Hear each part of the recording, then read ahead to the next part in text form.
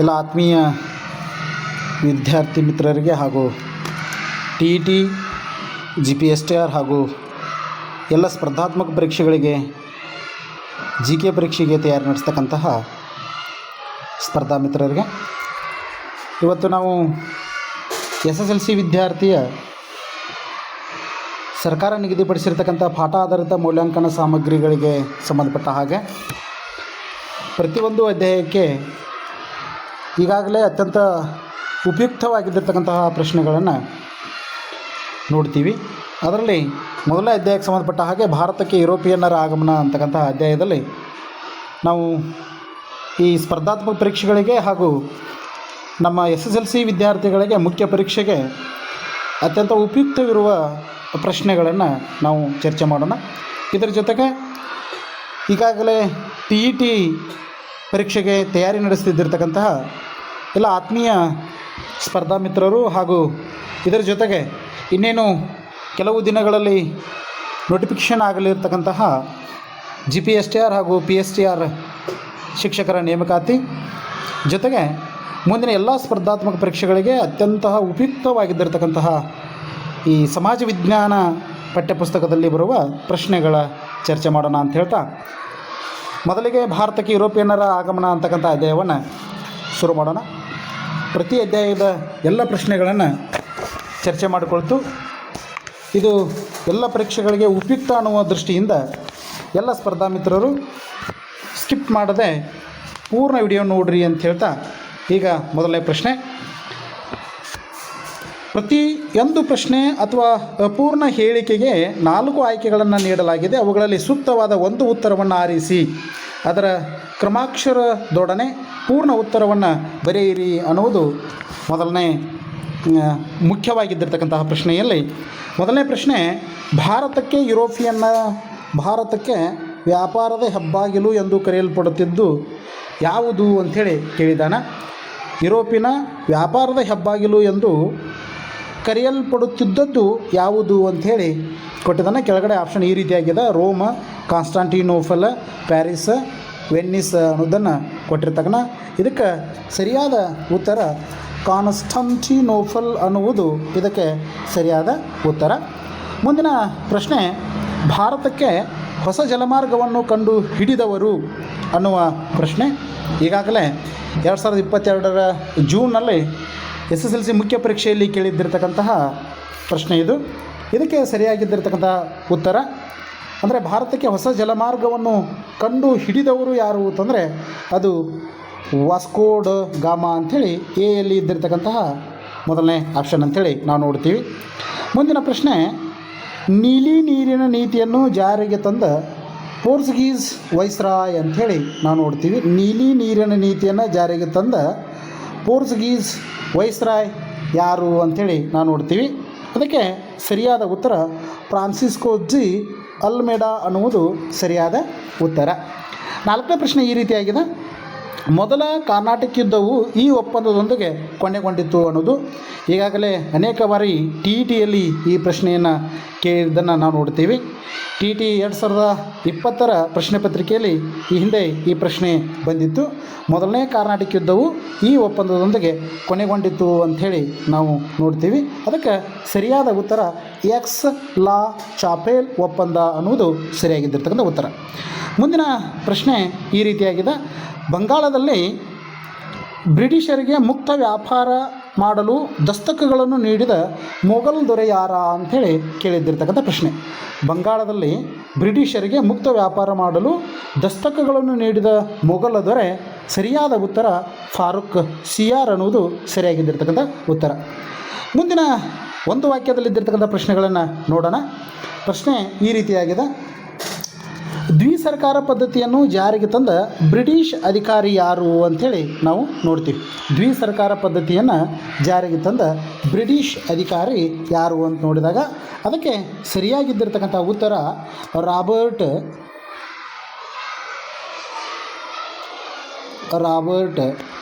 Clive ಅಂಥೇಳಿ. Robert Clive ಅನ್ನೋದು ಅದಕ್ಕೆ ಇರುವ ಸರಿಯಾದ ಉತ್ತರ.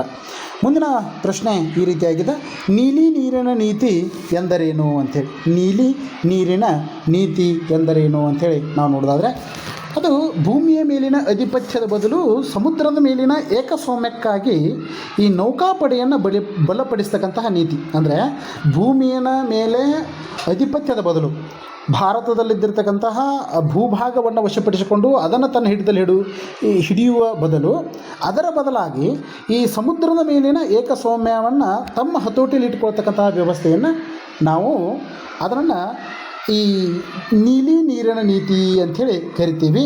ಅದಕ್ಕಾಗಿ ಸಮುದ್ರ ಮೇಲಿನ ಏಕಸ್ವಾಮ್ಯ ಅಕ್ಕಾಗಿ ನಡೆದಿರ್ತಕ್ಕಂಥ ನೀತಿ, ನೌಕಾಶಕ್ತಿಯನ್ನು ಬಲಿಪಡಿಸ್ತಕ್ಕಂಥ ನೀತಿ ಅಂಥೇಳಿ ಕರಿತೀವಿ. ಅದನ್ನು ನೀಲಿ ನೀರಿನ ನೀತಿ ಅಂಥೇಳಿ ಕರಿತೀವಿ.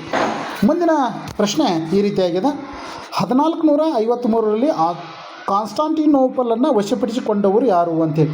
ಜೂನ್ 2020 ಪ್ರಶ್ನೆ ಪತ್ರಿಕೆಯಲ್ಲಿ ಈ ಪ್ರಶ್ನೆಯನ್ನು ಕೇಳಿದ್ದಿರ್ತಕ್ಕಂಥದ್ದು. ಅದಕ್ಕೆ ಸರಿಯಾಗಿದ್ದಿರ್ತಕ್ಕಂಥ ಉತ್ತರ ಅಟೋಮನ್ ಟರ್ಕರು ಅನ್ನೋದು ಸರಿಯಾದ ಉತ್ತರ. Ottoman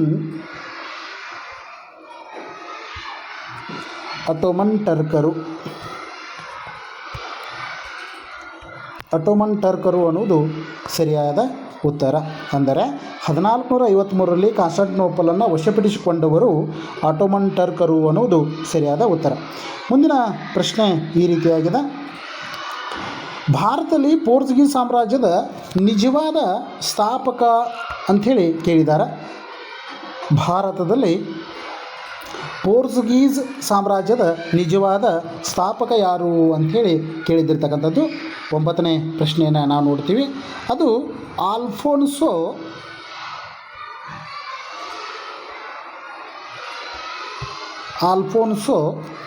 D Albuquerque. Alfonso D Albuquerque ಅದಕ್ಕೆ ಸರಿಯಾಗಿದ್ದಿರ್ತಕ್ಕಂಥ ಉತ್ತರ ಅಂಥೇಳಿ ನಾವು ನೋಡ್ತೀವಿ. ಮುಂದಿನ ಪ್ರಶ್ನೆ ಈ ರೀತಿಯಾಗಿದೆ, ಮೂರನೇ ಕಾರ್ನಾಟಿಕ್ ಇದ್ದವು ಯಾವ ಒಪ್ಪಂದದೊಂದಿಗೆ ಕೊನೆಗೊಂಡಿತು ಅಂಥೇಳಿ ನಾವು ನೋಡೋದಾದರೆ ಅದಕ್ಕೆ ಸರಿಯಾದ ಉತ್ತರ ಪ್ಯಾರಿಸ್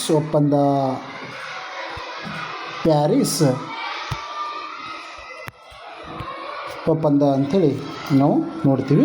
ಮುಂದಿನ 11ನೇ ಪ್ರಶ್ನೆ ಈ ರೀತಿಯಾಗಿದೆ, ಭಾರತದಲ್ಲಿ ಫ್ರೆಂಚರ ರಾಜಧಾನಿ ಅಂಥೇಳಿ. ಭಾರತದಲ್ಲಿ ಫ್ರೆಂಚರ ರಾಜಧಾನಿ ಅದಕ್ಕೆ ಸರಿಯಾದ ಉತ್ತರ ಪಾಂಡಿಚೇರಿ ಅನ್ನುವುದು ಸರಿಯಾದ ಉತ್ತರ ಅಂಥೇಳಿ. 12ನೇ ಪ್ರಶ್ನೆ ನಾವು ಈ ರೀತಿಯಾಗಿ ನೋಡ್ತೀವಿ, ವಾಸ್ಕೋ ಡಿ ಗಾಮನು ಭಾರತಕ್ಕೆ ಬಂದು ತಲುಪಿದ ಸ್ಥಳ ಯಾವುದು ಅಂಥೇಳಿ ನಾವು ನೋಡ್ತೀವಿ. ವಾಸ್ಕೋ ಡಿ ಗಾಮನು ಭಾರತಕ್ಕೆ ಬಂದು ತಲುಪಿದ ಸ್ಥಳ ಯಾವುದು ಅಂಥೇಳಿ ನೋಡಿದಾಗ 12ನೇ ಪ್ರಶ್ನೆ ಕಾಫರ್ಡ್ ಅಂಥೇಳಿ.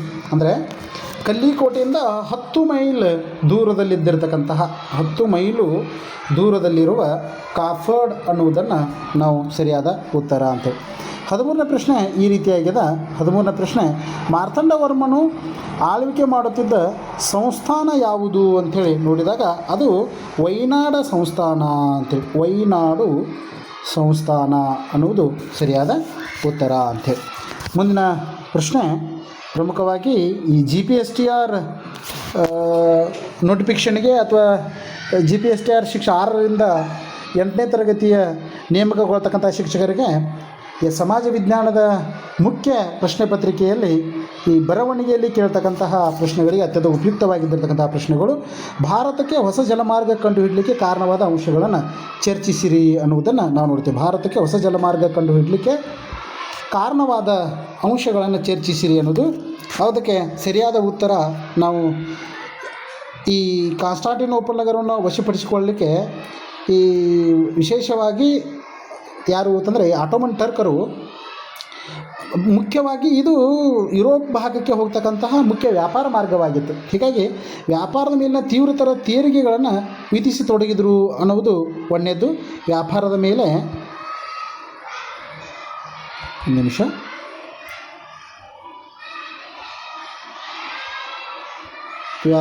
ಮೇಲೆ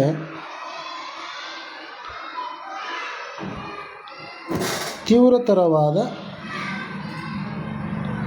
ತೆರಿಗೆ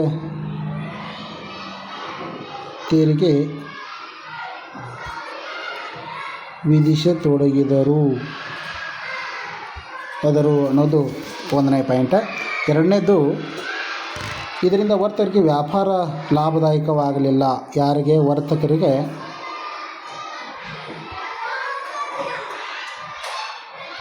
ವ್ಯಾಪಾರ ಲಾಭದಾಯಕವಾಗಲಿಲ್ಲ ಅನ್ನುವುದು 2ನೇದು.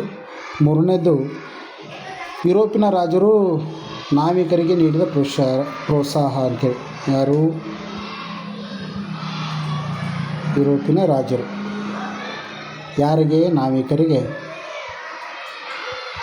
ಪ್ರೋತ್ಸಾಹ ಅಂಥೇಳಿ.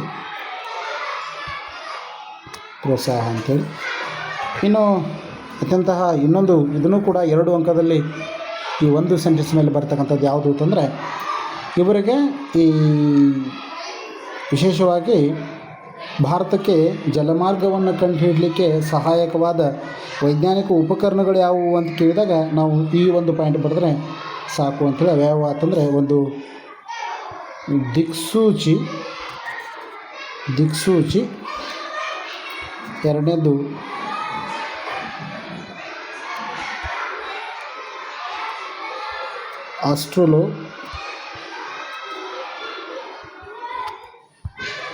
ಅಸ್ಟ್ರೋಲೋ ಸಿಡಿಮದ್ದು ಅನ್ನೋದು ಸರಿಯಾದ ಉತ್ತರ ಅಂತ. ಮುಂದಿನ ಪ್ರಶ್ನೆ 15ನೇ ಪ್ರಶ್ನೆ ಈ ರೀತಿಯಾಗಿದೆ. ದ್ವಿಸರ್ಕಾರ ಪದ್ಧತಿಯನ್ನು ವಿವರಿಸಿ ಅಥವಾ ದ್ವಿಮುಖ ಸರ್ಕಾರದಿಂದ ದೇಶದ ಬೊಕ್ಕಸಕ್ಕೆ ನಷ್ಟ ಸಂಭವಿಸಿತು, ಸಮರ್ಥಿಸಿರಿ ಅನ್ನೋದನ್ನು ನಾವು ನೋಡ್ತೀವಿ. ಇದಕ್ಕೆ ರಾಬರ್ಟ್ ಕ್ಲೇವ್ನು ಬಂಗಾಳದಲ್ಲಿ ಜಾರಿಗೆ ತಂದ ದ್ವಿಸರ್ಕಾರ ಪದ್ಧತಿಯನ್ನು ರಾಬರ್ಟ್ ಕ್ಲೇವ್, ಇದು 1 ಅಂಕದಲ್ಲಿ ರಾಬರ್ಟ್ ಕ್ಲೇವ್ ದ್ವಿಸರ್ಕಾರ ಪದ್ಧತಿಯನ್ನು ಯಾರು ಜಾರಿಗೆ ತಂದರು ಅಂಥೇಳಿ ಕೇಳ್ತಾರೆ. ಅದು ರಾಬರ್ಟ್ ಕ್ಲೇವನ್ನು ಜಾರಿಗೆ ತಂದ ಅಂತ ನೋಡ್ತೀವಿ. ಇದಕ್ಕೆ ಇಶ್ಯೂನು ಕೂಡ ನಾವು 1764ರಲ್ಲಿ ಬಕ್ಸಾರ್ ಕದನ ಆಗ್ತದೆ. ಮುಂದೆ 1765ರಾಗ ಏನಪ್ಪ ಅಂತಂದರೆ ಇದು ದ್ವಿಸರ್ಕಾರ ಪದ್ಧತಿ ಜಾರಿಗೆ ಬಂತು ಅಂಥೇಳಿ ನೋಡ್ತೀವಿ. ಮುಂದೆ ಇದಕ್ಕೆ ಮುಂದಿನ ಇನ್ನೊಂದು ಪಾಯಿಂಟ್ ಏನಾಯ್ತಂದರೆ, ಬಂಗಾಳದ ನವಾಬನು ಆಡಳಿತ, ನ್ಯಾಯ ಮೊದಲಾದ ಆಡಳಿತಾತ್ಮಕ ಕಾರ್ಯಗಳನ್ನು ನಿರ್ವಹಿಸ್ತಾ ಇದ್ದ ಅನ್ನೋದು ಇದಕ್ಕೆ ಇಷ್ಟಿದ್ದಿರತಕ್ಕಂತಹ, ಮತ್ತು ಬ್ರಿಟಿಷರು ಭೂ ಕಂದಾಯ ವಸೂಲಿ ಹಕ್ಕು ಹೊಂದಿದ್ದರು ಅನ್ನೋದು ಅದಕ್ಕೆ ಸರಿಯಾದ ಉತ್ತರ ಅಂತ. 16ನೇ ಪ್ರಶ್ನೆ, 2ನೇ ಕರ್ನಾಟಕ ಯುದ್ಧದ ಪರಿಣಾಮಗಳಾವು? 2ನೇ ಕರ್ನಾಟಕ ಯುದ್ಧವನ್ನು ವಿವರಿಸ್ರಿ. 2 ಪ್ರಶ್ನೆಗೆ ಉತ್ತರ 2ನೇ ಕರ್ನಾಟಕ ಯುದ್ಧದ 2ನೇ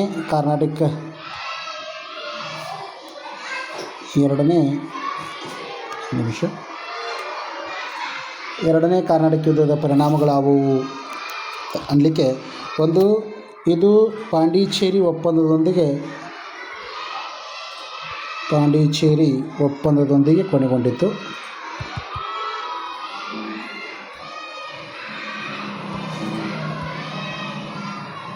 ಇದಿಗೆ ಕೊನೆ ಅಂಥೇಳಿ ನೋಡ್ತೀವಿ. 2ನೇದು, ಫ್ರೆಂಚರು ಡುಪ್ಲೆಯನ್ನು ಹಿಂದಕ್ಕೆ ಕರೆಸಿಕೊಂಡ್ರು. ಫ್ರೆಂಚ್ ಗೌರ್ಮೆಂಟ್ ಫ್ರೆಂಚರು ಡುಪ್ಲೆಯನ್ನು ವಾಪಸ್ ಕರೆಸಿಕೊಂಡದ್ದು, ಹಿಂದಕ್ಕೆ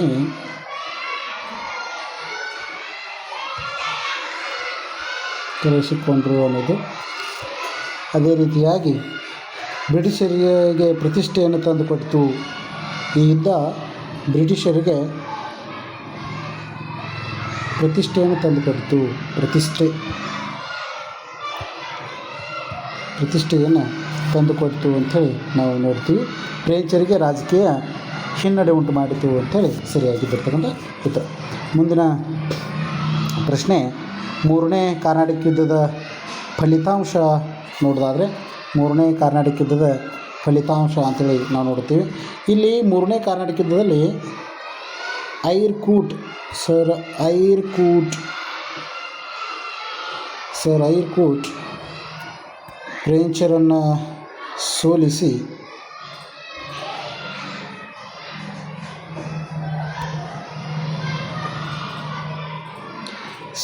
ಬುಸ್ಸಿ, ಫ್ರೆಂಚ್ ಸೇನಾಧಿಕಾರಿಯಾಗಿದ್ದ ಬುಸ್ಸಿಯನ್ನು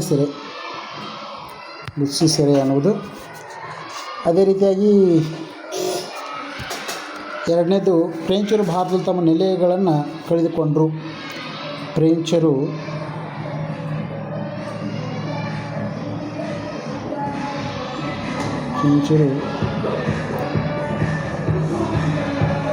ಭಾರತದಲ್ಲಿ ತಮ್ಮ ನೆಲೆಗಳನ್ನು ಕಳೆದುಕೊಂಡರು ಅನ್ನೋದು.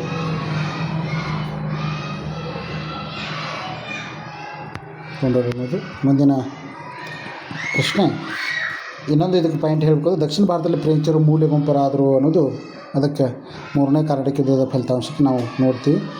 ಅದೇ ರೀತಿಯಾಗಿ 18ನೇ ಪ್ರಶ್ನೆ ಈ ರೀತಿಯಾಗಿದೆ. ಬಕ್ಸಾರ್ ಕದನದ ಕಾರಣಗಳನ್ನು ತಿಳಿಸಿರಿ ಅನ್ನೋದು 18ನೇ ಪ್ರಶ್ನೆ. ಏನಾಗಿತ್ತು ಬಕ್ಸಾರ್ ಕದನಕ್ಕೆ ಕಾರಣಗಳು? ಮೀರ್ ಕಾಸಿಂ ಬಂಗಾಳದ ಎಲ್ಲ ವ್ಯಾಪಾರವನ್ನು ಸುಂಕ ಮುಕ್ತಗೊಳಿಸಿದ. ಮೀರ್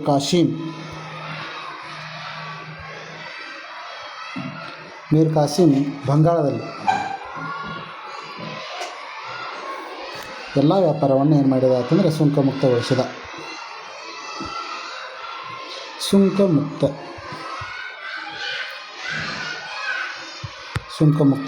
ಅನ್ನೋದು. ಅನಂತರ ಬ್ರಿಟಿಷರ ವ್ಯಾಪಾರಕ್ಕೆ ಇದರ ಪರಿಣಾಮ ಏನಾಯಿತು ಅಂತಂದರೆ, ಸುಂಕ ಮುಕ್ತಗೊಳಿಸಿದ ಪರಿಣಾಮವಾಗಿ ಬ್ರಿಟಿಷರಿಗೆ ವ್ಯಾಪಾರ ಹೊಡೆತ ಬಿತ್ತು. ವ್ಯಾಪಾರ ಹೊಡೆತ ಯಾರಿಗೆ? ಬ್ರಿಟಿಷರಿಗೆ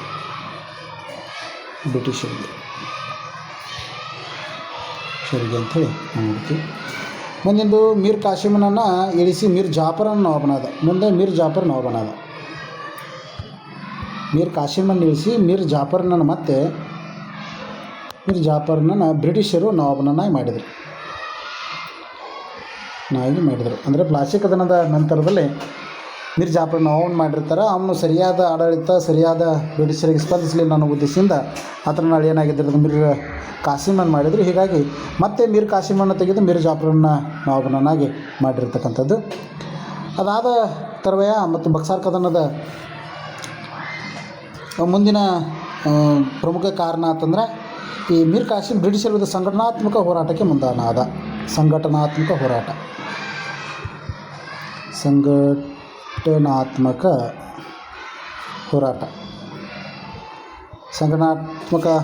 ಅಂತಂದರೆ ಮೊಘಲ್ ಚಕ್ರವರ್ತಿ ಹಾಗೂ ಔದ್ ನವಾಬ ಮತ್ತು ಈ ಮೀರ್ ಕಾಸಿಂ ಸೇರಿಕೊಂಡು ಬ್ರಿಟಿಷರ ವಿರುದ್ಧ ಹೋರಾಟವನ್ನು ಪ್ರಾರಂಭಿಸಿದರು ಅನ್ನೋದು ಸಂಘಟನಾತ್ಮಕ ಹೋರಾಟ ಅಂತ ನಾವು ನೋಡ್ತೀವಿ. 19ನೇ ಪ್ರಶ್ನೆ ಈ ರೀತಿಯಾಗಿದೆ.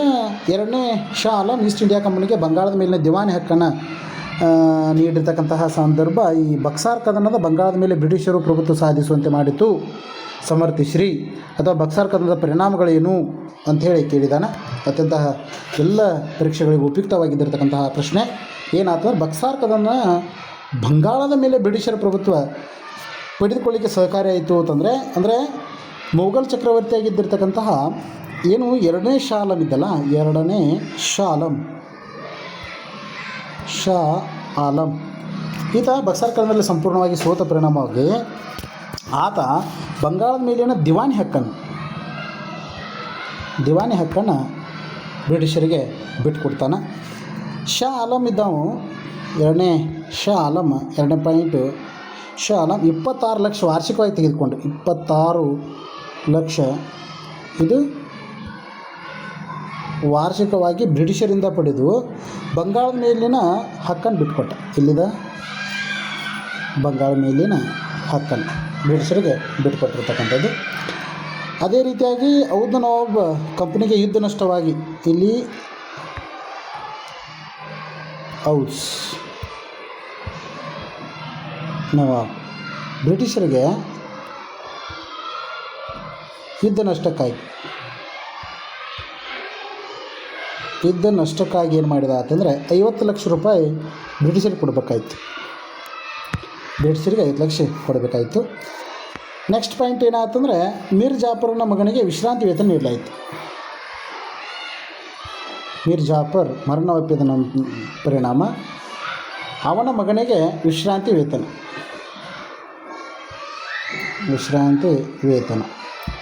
ನೆಕ್ಸ್ಟು ಬಂಗಾಳದ ಪೂರ್ಣ ಆಡಳಿತ ಕಂಪ್ನಿಗೆ ಹೋಯಿತು. ಬಂಗಾಳದ ಆಡಳಿತ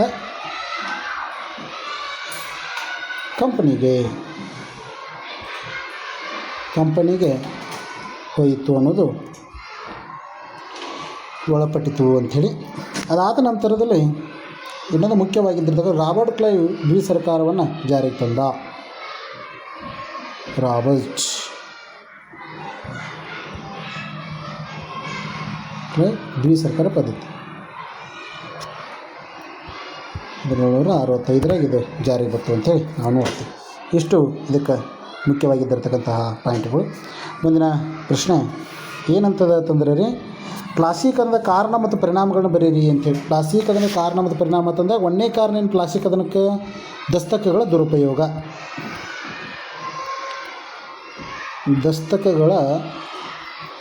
ದುರುಪಯೋಗ. ಹೌದಾ. ಎರಡನೇದೇನು ಕಾರಣ, ಪ್ರಮುಖವಾಗಿ ಅನುಮತಿ ಇಲ್ಲದೆ ಕೋಟೆಯ ದುರಸ್ತಿ. ಯಾರು, ಬ್ರಿಟಿಷರು ಬಂಗಾಳದ ನವಾಬನ ಅನುಮತಿ ಇಲ್ಲದೆ ಕೋಟೆ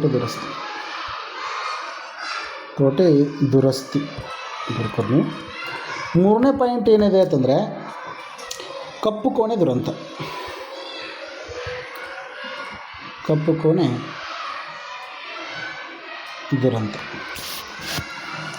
ಅಂದರೆ ಇಲ್ಲಿ ಸಿರಾಜುದ್ದೌಲನು ಈ ಅನುಮತಿ ಇಲ್ಲದ ಕೋಟೆಯನ್ನು ದುರಸ್ತಿ ಮಾಡುವುದನ್ನು ನಿಲ್ಲಿಸ್ರಿ ಅಂತ ಹೇಳಿದಾಗ ಅದನ್ನು ಬ್ರಿಟಿಷರು ನಿರ್ಲಕ್ಷ್ಯ ಮಾಡಿದ ಪರಿಣಾಮವಾಗಿ ಸಿರಾಜುದ್ದೌಲನು ಏನು ಮಾಡ್ತಾನಂತ ಬಂಗಾಳದ ಮೇಲೆ ದಾಳಿ ಮಾಡಿ ಅಲ್ಲಿ ಸಿಕ್ಕಿರತಕ್ಕಂತಹ ಪ್ರಮುಖವಾಗಿದ್ದ ಬ್ರಿಟಿಷರನ್ನು ತಂದು ಒಂದು ಕಪ್ಪು ಕೋಣೆಯಲ್ಲಿ ಹಾಕಿ ಅವರನ್ನು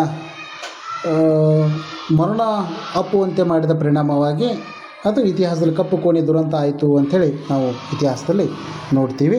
ಅದು ಬ್ರಿಟಿಷರು ಅದರಿಂದ ರೊಚ್ಚಿಗೆದ್ದರು ಅನ್ನೋದು ನಾವು ನೋಡ್ತೀವಿ. ಹೀಗಾಗಿ 3 ಅಂಶಗಳು ಕ್ಲಾಸೀಕರಣಕ್ಕೆ ಕಾರಣಗಳು ಅಂದಾಗ ದಸ್ತಕಗಳ ದುರುಪಯೋಗ, ಅನುಮತಿ ಇಲ್ಲದ ಕೋಟೆ ದುರಸ್ತಿ, ಕಪ್ಪು ಕೋಣೆ ದುರಂತ ಅಂಥೇಳಿ. ಇನ್ನು ಇದ ಕ್ಲಾಸೀಕರಣದ ಪರಿಣಾಮಗಳು ಅಂಥೇಳಿ ನಾವು ನೋಡೋದಾದರೆ, ಒಂದು ಮೀರ್ ಜಾಫರ್ ಬಂಗಾಳದ ನವಾಬನಾದ.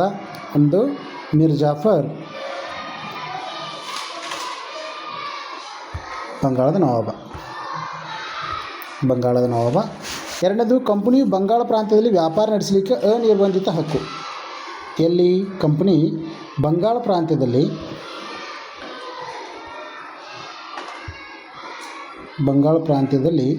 ವ್ಯಾಪಾರ ನಡೆಸಲು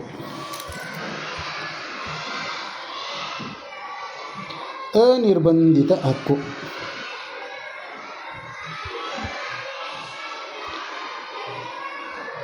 ಅಂತೇಳಿ ನಾವು ನೋಡ್ತೀವಿ. ಅದೇ ರೀತಿಯಾಗಿ ಮೀರ್ ಜಾಫರ್ ಕಂಪ್ನಿಗೆ ಆತನನ್ನು ನವಾಬ ಮಾಡಿದ ಪರಿಣಾಮವಾಗಿ 17 ಕೋಟಿ 70 ಲಕ್ಷ ಹಣ ನೀಡುವುದು.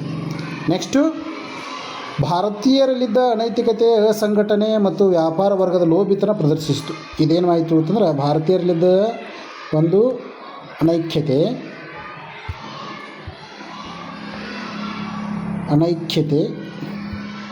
ಅಸಂಘಟನೆ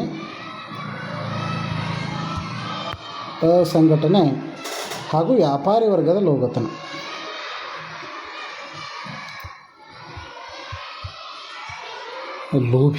ಅಂತೇಳಿ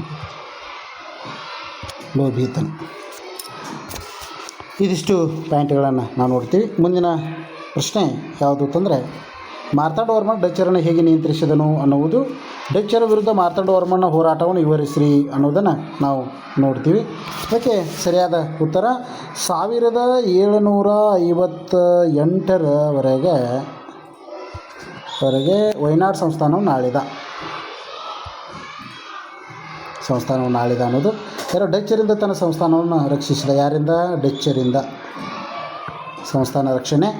ಮೂರನೇದು, ತನ್ನ ರಾಜಧಾನಿಯನ್ನು ತಿರುವನಂತಪುರಕ್ಕೆ ಸ್ಥಳಾಂತರ. ಎಲ್ಲಿ? ತಿರುವನಂತಪುರಕ್ಕೆ.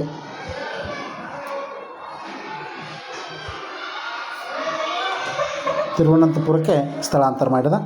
ಅದೇ ರೀತಿಯಾಗಿ ಕರಿಮೆಣಸಿನ ವ್ಯಾಪಾರದಲ್ಲಿ ಹಿಡಿತ ಸಾಧಿಸಲಿಕ್ಕೆ ಡಚ್ಚರನ್ನು ತಡೆಗಟ್ಟಿದ ಅನ್ನುವುದು. ಡಚ್ಚರು ತಿರುವಾಂಕೂರಿನ ಮೇಲೆ ಆಕ್ರಮಣ ಮಾಡಿದಾಗ ಡಚ್ ಕೂಟವನ್ನು ಸೋಲಿಸಿದ. ಅದೇ ರೀತಿಯಾಗಿ ನೆಡುಮಂಗಡ ನೋಡ್ರಿ, ನೆಡುಮಂಗಡ ಮತ್ತು ಕೊಟ್ಟಾರಕರ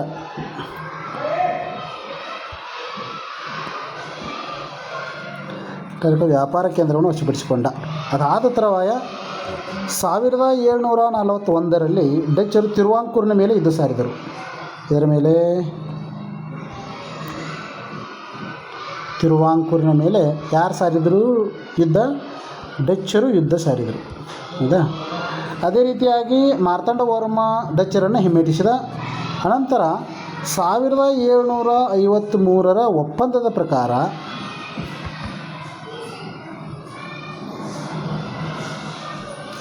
ಪ್ರಕಾರ ಸಂಪೂರ್ಣ ಅಧಿಕಾರವನ್ನು ಡಚ್ಚರು ಒಪ್ಪಿಸಿ ಮಾರ್ತಾಂಡವರ್ಮನಿಗೆ ಶರಣಾದರು. ಇಷ್ಟು ಮುಖ್ಯವಾಗಿದ್ದಿರ್ತಕ್ಕಂಥ ಅಂಶಗಳು ಅಂಥೇಳಿ ನಾವು ನೋಡ್ತೀವಿ. ಇಷ್ಟು ಅತ್ಯಂತ ಪ್ರಮುಖವಾಗಿದ್ದಿರತಕ್ಕಂತಹ ನಾವು ಪ್ರಶ್ನೆಗಳನ್ನು ಮತ್ತು ಉತ್ತರಗಳನ್ನು ಭಾರತಕ್ಕೆ ಯುರೋಪಿಯನ್ನರ